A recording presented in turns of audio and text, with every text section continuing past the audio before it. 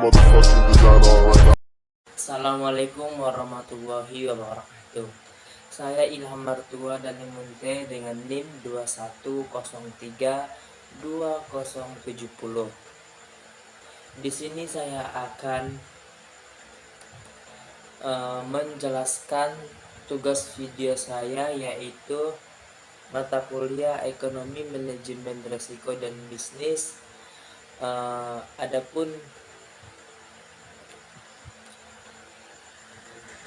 Adapun pokok bahasan yang saya akan bahas yaitu tentang konflik. Subpokok bahasan yang akan saya bahas yaitu yang pertama ada pengertian konflik, yang kedua ada sumber-sumber konflik, yang ketiga ada jenis-jenis konflik, dan yang keempat ada pemicu konflik dan dampak konflik.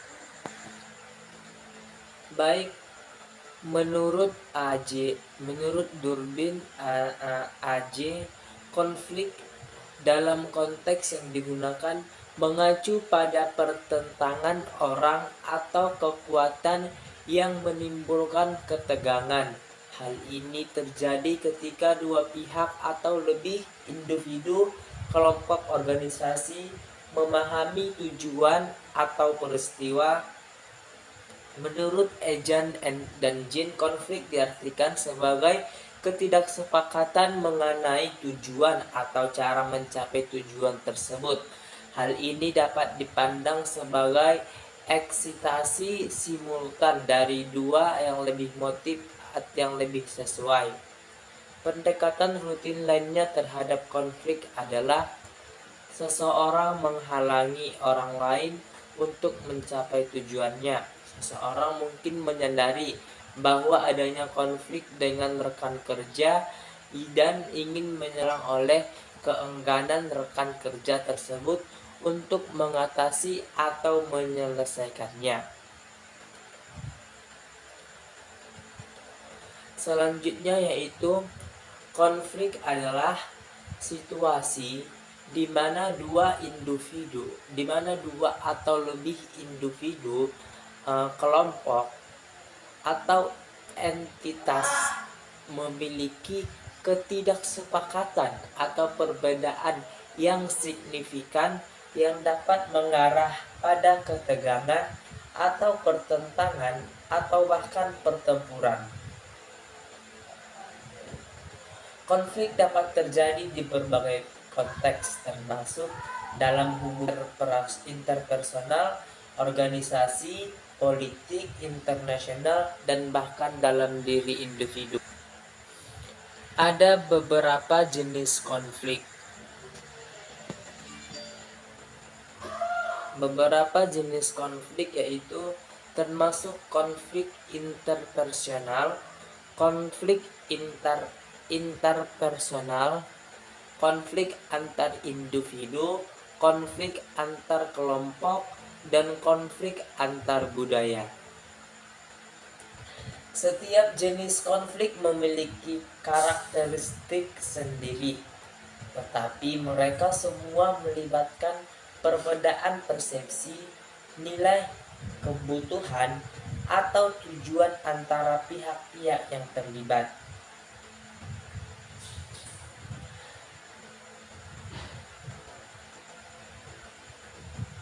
Penyebab konflik bisa sangat bervariasi.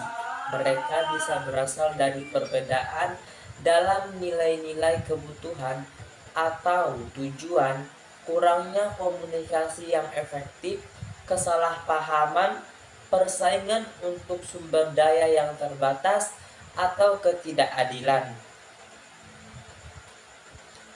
Terkadang konflik juga dapat dipicu oleh ketegangan emosional, dendam, atau perasaan terancam.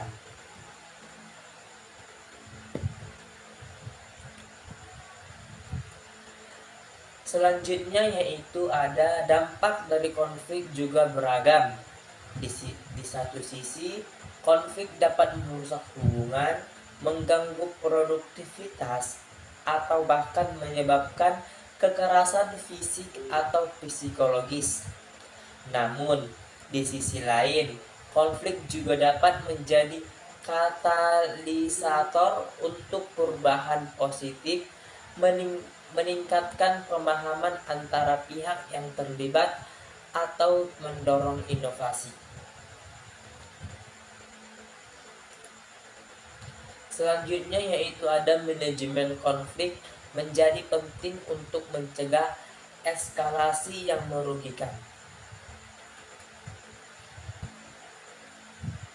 Pendekatan yang efektif untuk mengelola konflik melibatkan komunikasi terbuka dan jujur, pemahaman empati terhadap sudut pandang orang lain, pencarian solusi yang saling menguntungkan, dan jika perlu konsultasi pihak ketiga yang netral atau mediasi.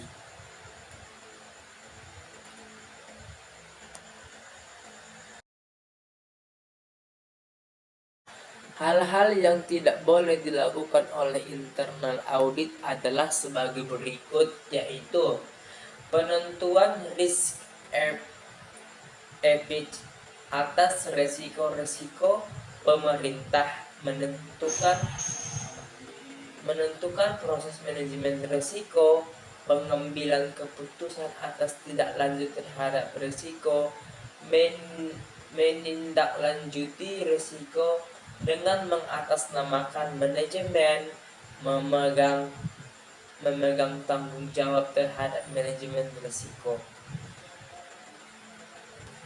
Selanjutnya yaitu ada pengukuran kematangan terhadap manajemen risiko.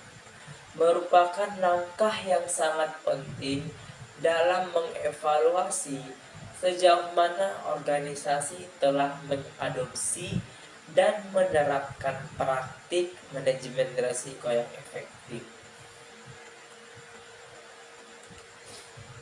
Beberapa metode yang umum digunakan untuk mengukur kematangan penerapan manajemen risiko meliputi yaitu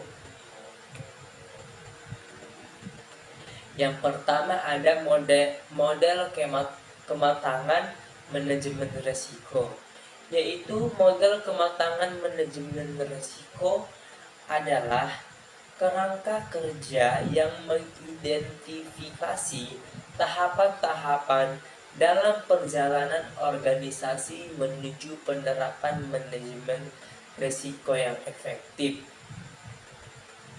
Biasanya model ini terdiri dari beberapa tingkatan, mulai dari organisasi yang tidak sadar akan risiko hingga organisasi yang memiliki kultur risiko yang matang dan terintegrasi dalam semua aspek operasional. Model ini membantu organisasi menilai di mana mereka berada dalam perjalanan ini dan menentukan langkah-langkah yang perlu diambil untuk meningkatkan kematangan. Penilaian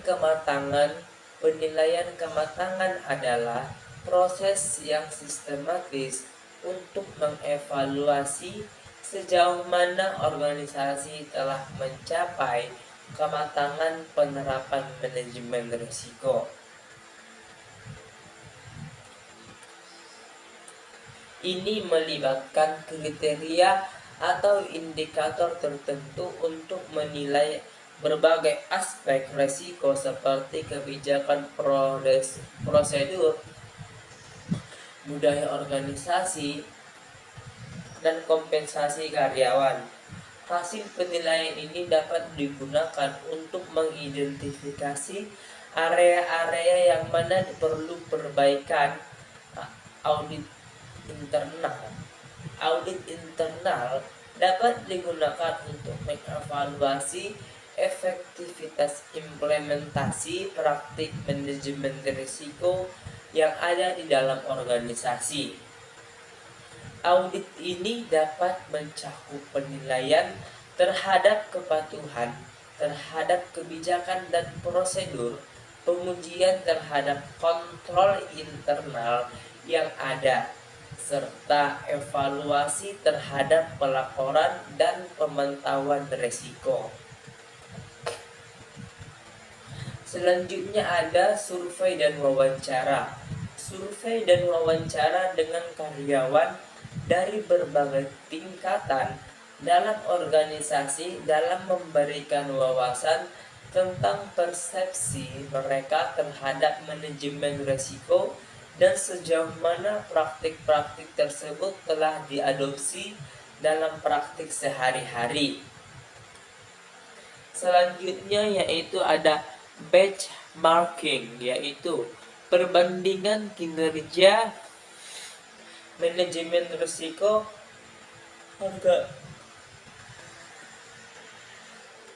organisasi dengan organisasi sejenis atau terbaik dalam industri, dapat membantu menentukan di mana organisasi berada dalam hal kematangan penerapan manajemen risiko. Hal ini dapat melibatkan perbandingan terhadap indikator kinerja kunci atau praktik terbaik. Setelah dilakukan pengukuran kematangan penerapan manajemen risiko, langkah selanjutnya adalah mengidentifikasi area-area di mana perbaikan diperlukan dan mengembangkan rencana aksi untuk meningkatkan kematangan tersebut. Proses ini bersifat iteratif dan membutuhkan komitmen dari manajemen senior serta partisipasi aktif dari semua pemangku kepentingan untuk mencapai manfaat penuh dari manajemen risiko.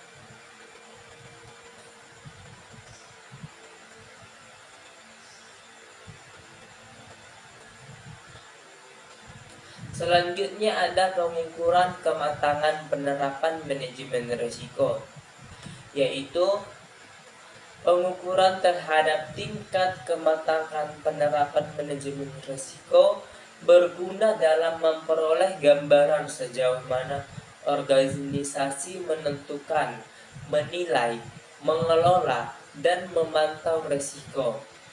Sebuah model kematangan adalah cara terstruktur mengamati aspek manajemen risiko dalam organisasi dengan efektif. Salah satu maturity model yang digunakan dengan Enterprise Risk Management atau ERM adalah suatu proses berkesinambungan yang melibatkan seluruh bagian pengelola risiko pada organisasi dalam kerangka kerja aspek fungsional dan teknologi. Selanjutnya ada Risk and Insurance Management Sosial atau IRIMS adalah budaya, proses, dan alat ukur untuk mengidentifikasi peluang strategi dan mengurangi ketidakpastian.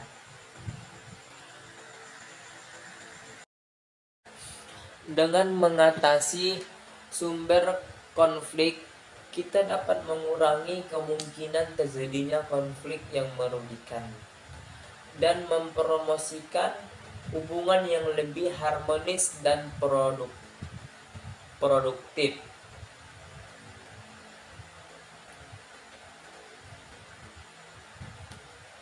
Selanjutnya yaitu ada struktural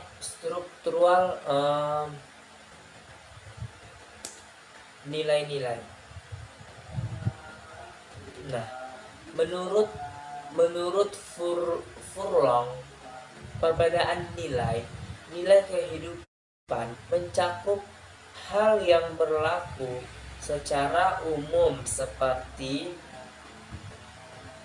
Perbedaan nilai yang bersumber dari agama, kepercayaan, moral, etika, norma, budaya, serta perbedaan nilai-nilai yang berlaku dalam organisasi, aturan-aturan spesifik yang mengatur tata tertib cara berorganisasi.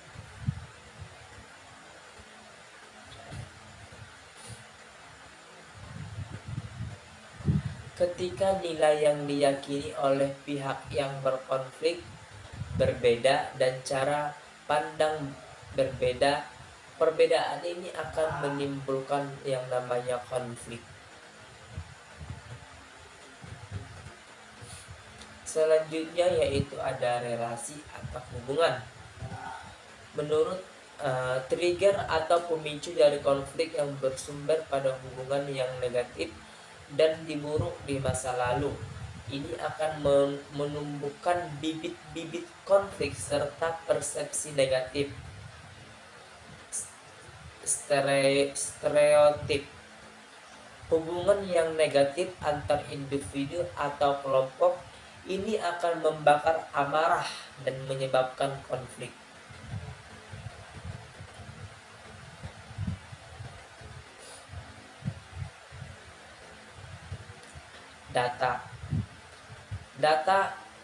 Data adalah sumber konflik. Dari data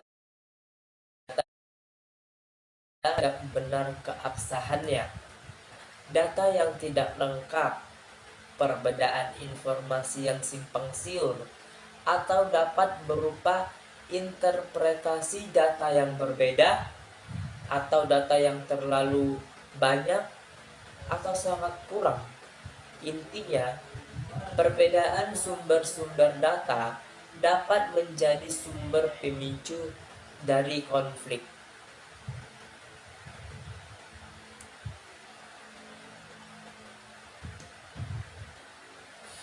Selanjutnya yaitu ada kepentingan. Kepentingan adalah salah satu kepentingan dapat bersumber dari kebutuhan, keinginan, harapan yang berbeda satu sama lainnya, atau antar individu atau kelompok, sehingga bisa menimbulkan konflik. Kepentingan ini dapat juga berupa kontestasi kepentingan antar individu atau kelompok secara emosional, prosedural maupun substansi. Selanjutnya ada struktural. Konflik secara struktural dimaksud adalah konflik yang bersumber dari rasa ketidakadilan, kesewenangan, kompetensi yang tidak sehat, dan lain sebagainya, yang menyebabkan individu atau kelompok terusik.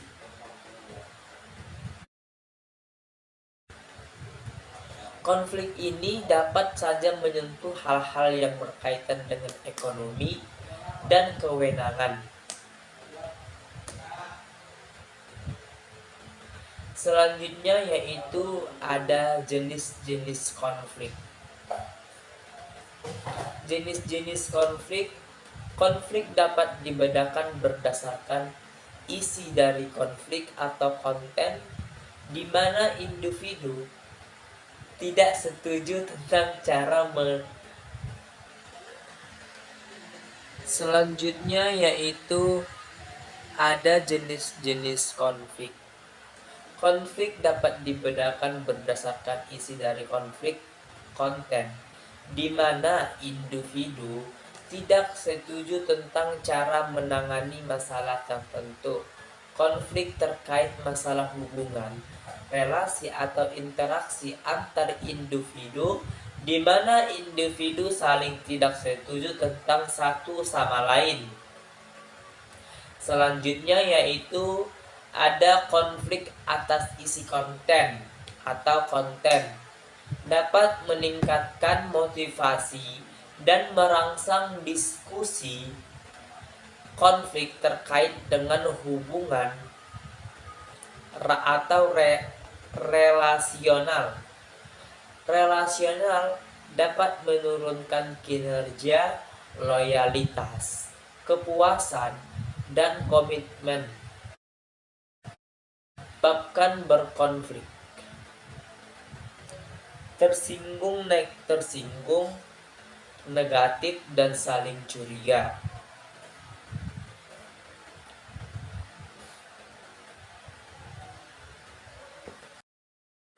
Serta individu dapat yang mudah menjadi.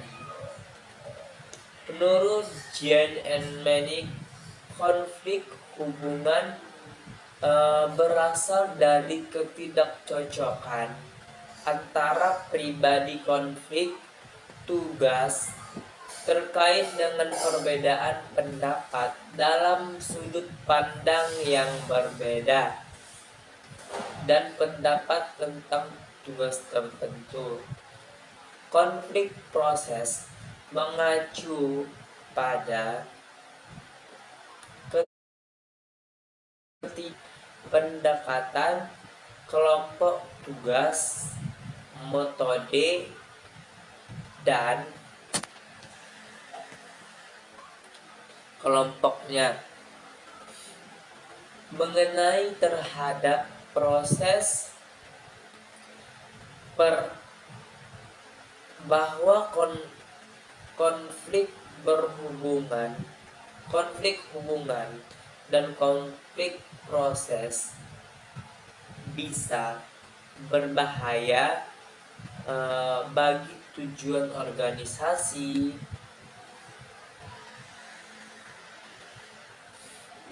konflik tugas bermanfaat bagi karena mendorong tumbuhnya berbagai keragaman pendapat, meskipun harus berhati-hati agar berkembang menjadi konflik, proses atau hubungan. Pencapaian sedangkan ditenggarai organisasi. Menurut Jiong Len, konflik tidak terstruktur mempunyai ciri di mana berbagai pihak yang terlibat tidak terkait oleh aturan serta bersifat impulsif dan emosional.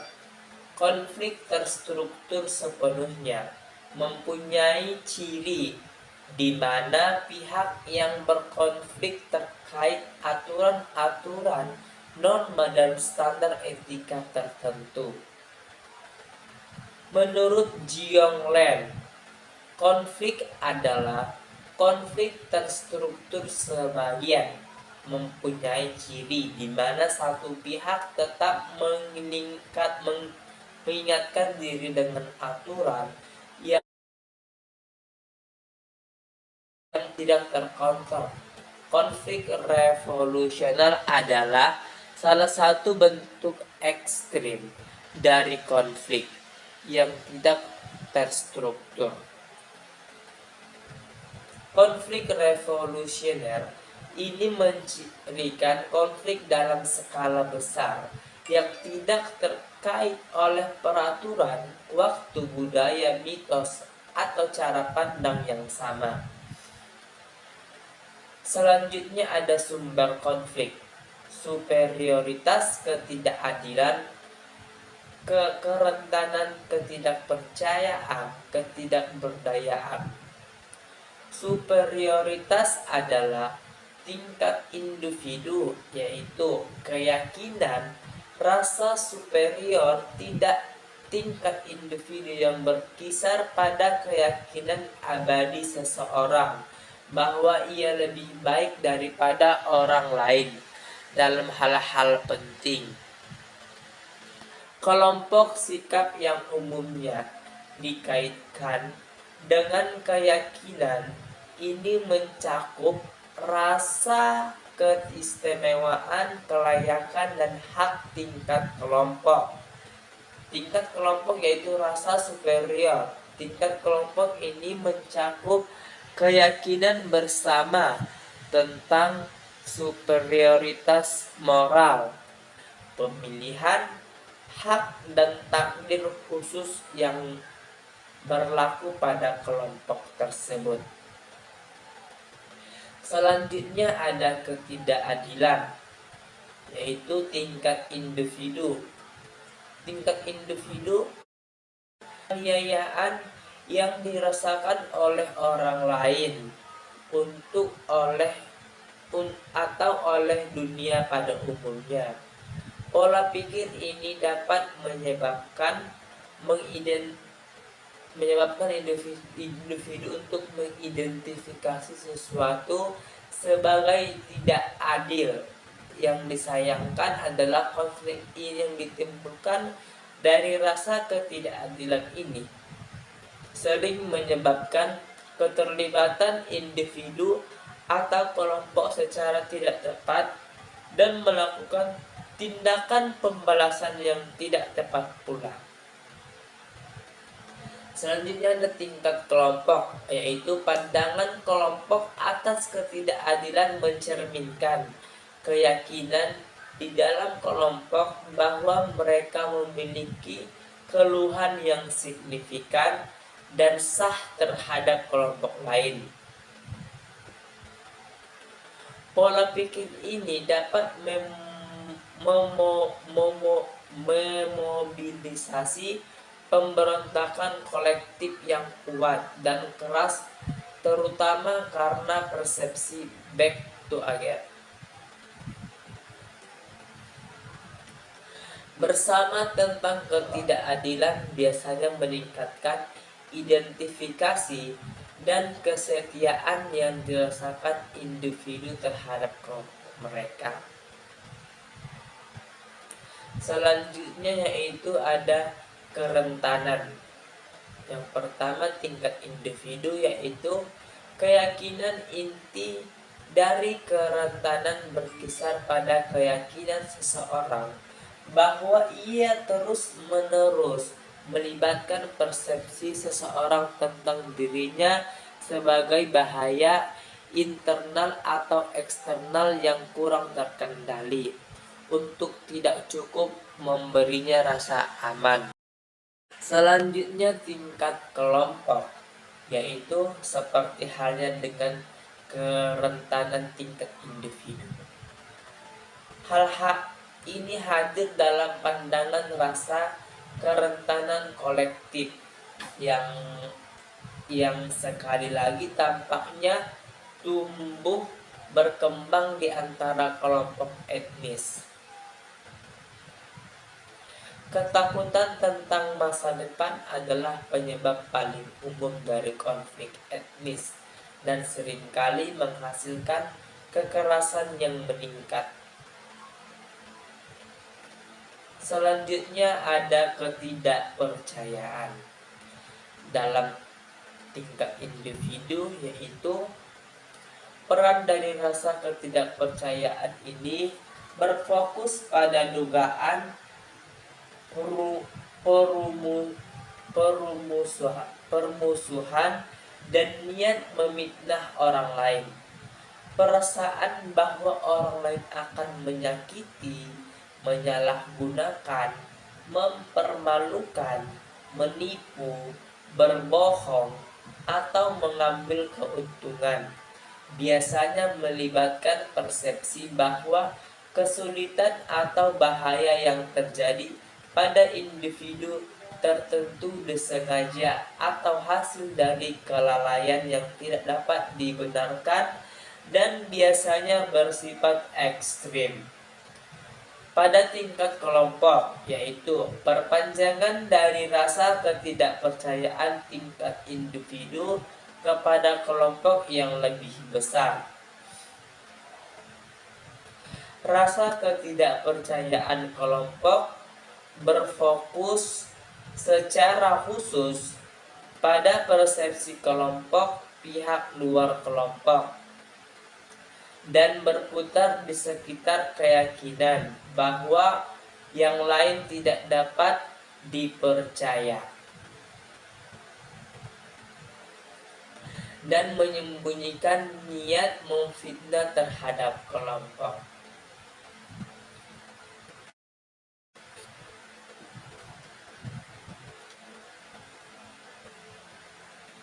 Selanjutnya ada ketidakberdayaan.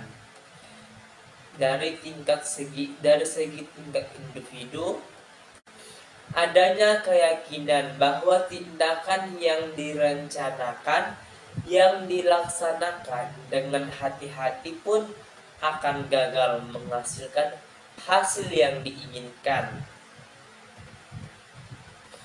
Dalam beberapa kasus, individu mungkin menganggap dirinya kurang memiliki kemampuan yang diperlukan untuk mencapai tujuan.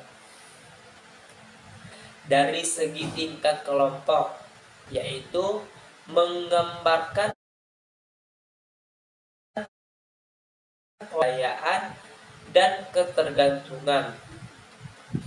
Sejauh mana suatu kelompok menganggap dirinya tidak berdaya mencerminkan penilaian tidak dari kemampuannya, tetapi juga dari apakah lingkungan itu kaya atau miskin dalam peluang untuk kemajuan kelompok.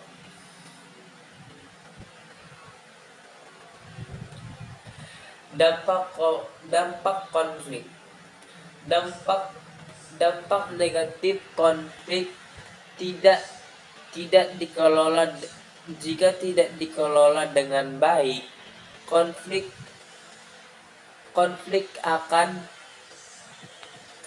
akan membawa dampak negatif atau destruktif bagi organisasi. Di antaranya dapat mengancam keutuhan organisasi dan relasi yang buruk antara personal maupun kelompok dalam organisasi. Konflik destruktif ini akan terjadi jika adanya penyelesaian, begitu pula jika permasalahan dibiarkan begitu saja.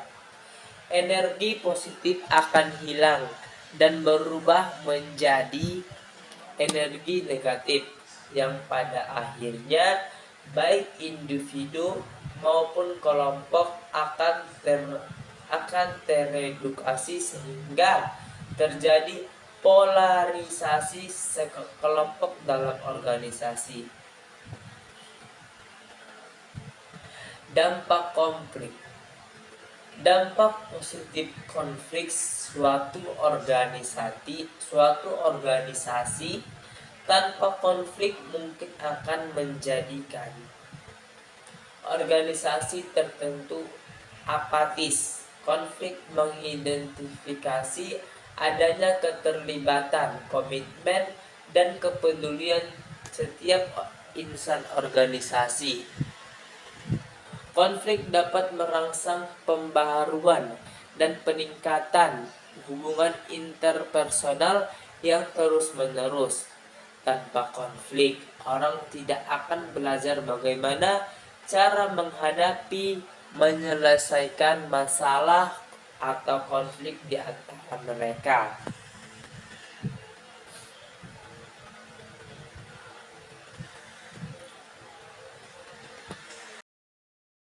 Hal-hal yang tidak boleh dilakukan oleh internal audit adalah sebagai berikut, yaitu penentuan risk effect atas resiko-resiko. Pemerintah menentukan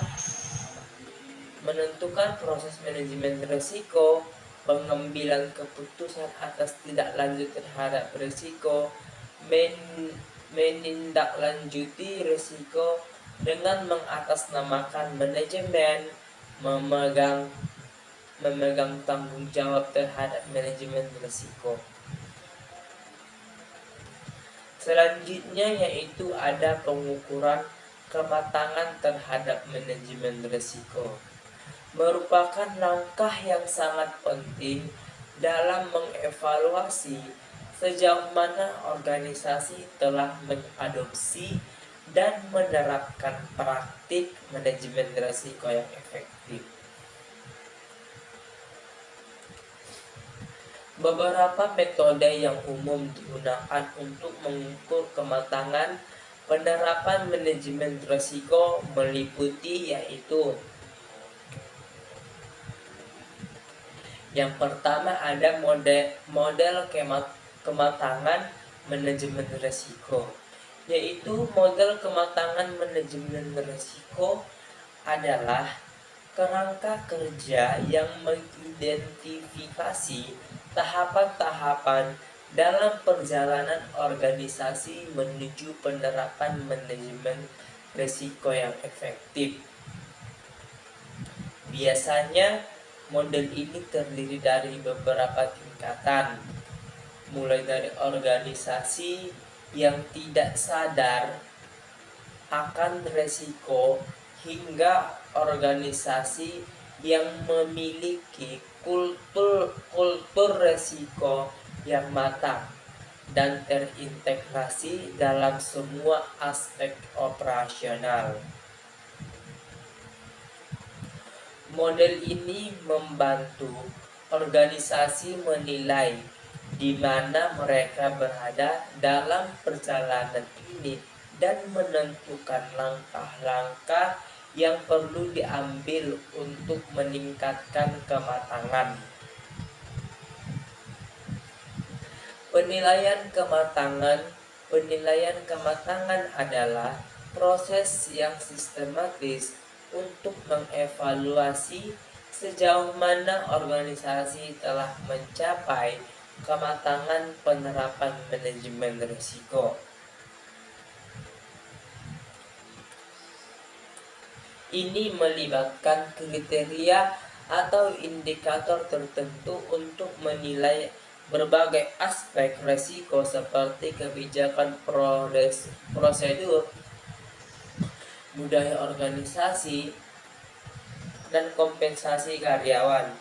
Hasil penilaian ini dapat digunakan untuk mengidentifikasi area-area yang mana perlu perbaikan. Audit internal dapat digunakan untuk mengevaluasi efektivitas implementasi praktik manajemen risiko yang ada di dalam organisasi. Audit ini dapat mencakup penilaian terhadap kepatuhan terhadap kebijakan dan prosedur, pengujian terhadap kontrol internal yang ada, serta evaluasi terhadap pelaporan dan pemantauan risiko.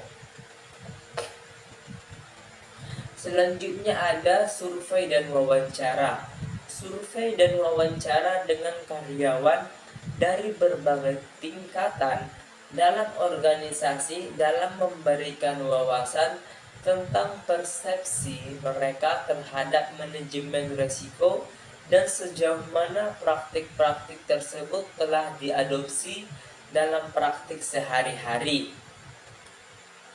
Selanjutnya yaitu ada benchmarking, yaitu perbandingan kinerja manajemen risiko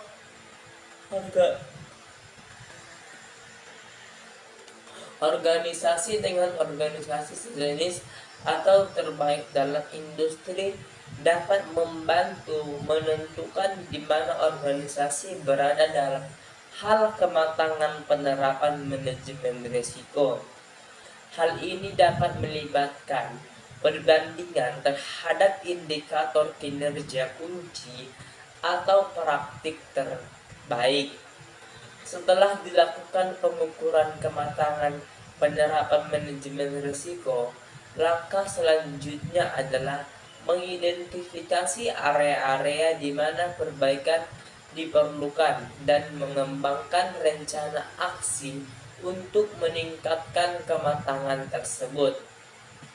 Proses ini bersifat iteratif dan membutuhkan komitmen dari manajemen senior serta partisipasi aktif dari semua pemangku kepentingan untuk mencapai manfaat penuh dari manajemen risiko.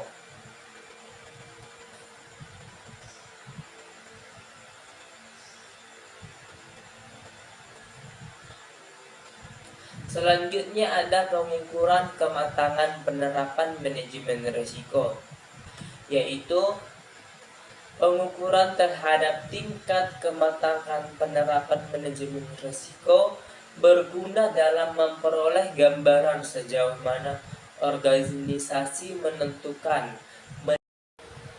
Mungkin cukup sekian penjelasan dari materi yang saya paparkan, yaitu tentang konflik. Apabila ada perkataan yang salah, mohon dimaafkan. Wabillahi taufik wal hidayah. Assalamualaikum warahmatullahi wabarakatuh. Motherfucking design all right now.